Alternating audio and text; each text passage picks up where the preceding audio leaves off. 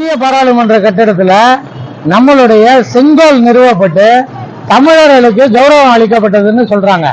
அது சம்பந்தமா நீங்க என்ன கருதுறீங்க? இப்ப யுனெஸ்கோவில் பார்த்தா அதாவது யாதும் ஊரே யாவரும் கேளு அப்படின்னு எழுதப்பட்டிருக்கிறத கணியன் பூங்குன்றனார் சொல்லி அந்த வாசகம் எழுதப்பட்டிருக்கிறத பெருமையாய் சொல்லக்கூடிய அதே இந்த தமிழ்நாட்டில் தமிழை விற்கக்கூடிய சில வியாபாரிகள் டெல்லியில வந்து செங்கோல் வச்சுட்டாருன்னா ஆமா இங்க இருக்கிற செங்கோல் அங்க மாத்துறது ஒரு பெரிய விஷயமா அப்படிங்கிறாங்க.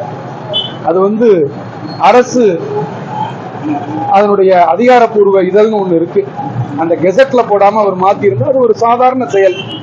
இங்க மோடி வந்திருக்கும் போது அந்த செங்கோலை ஒரு கிஃப்டா கொடுத்திருந்தாங்கன்னா அது ஒரு சாதாரண செயல்.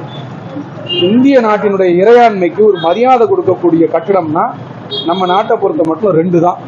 ஒன்னு உச்ச நீதிமன்றம், அதற்கடுத்து இந்திய பாராளுமன்றம்.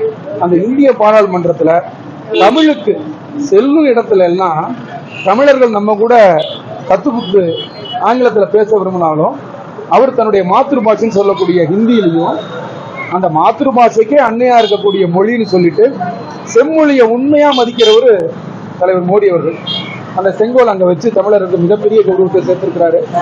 தொடர்ந்து தமிழுக்கும் தமிழ் மொழிக்கும் தமிழர்களுக்கும் முக்கியத்துவம் தந்து தமிழர்கள் வாழ்வையில ஒரு பெரிய வெளிச்சத்தை கொண்டு வரக்கூடிய தலைவர் மோடி அவர்களை நாங்க விரும்புறோம்.